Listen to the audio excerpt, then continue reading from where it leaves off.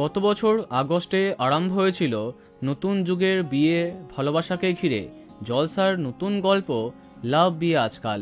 অনেক বছর পরে এর মাধ্যমে টিভির পর্দায় কামব্যাক করেছিলেন বড় পর্দার জনপ্রিয় নায়ক ওম সাহানি।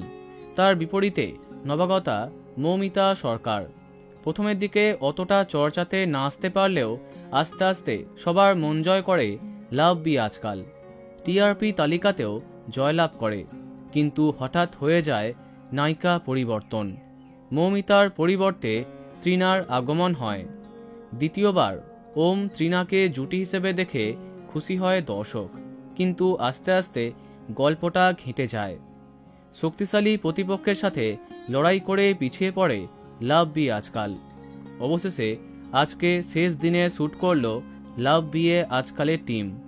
হ্যাঁ, যেমনটা তোমাদের জানিয়েছিলাম, আজ 11ই এপ্রিল শেষবারের জন্য শুটিং হলো। শেষ দিনে একটু কেক কেটে সেলিব্রেট করলেন তারা। তবে সবার মন খারাপ হয়ে গেল। শেষ দিনে ধারাবাহিকের সঙ্গে যুক্ত সমস্ত কলাকুশলীদের এক ফ্রেমে দেখা যায়। শুটিং শেষ হয়েছে, তবে লাস্ট এপিসোড দেখা যাবে আগামী 24শে এপ্রিল।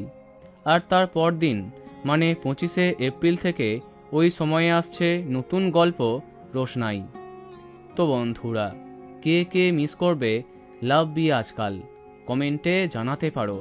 ভিডিওটি লাইক এবং শেয়ার করো। এই রকম আরও অনেক ভিডিও পেতে সাবস্ক্রাইব করো কারেন্ট বস। ধন্যবাদ।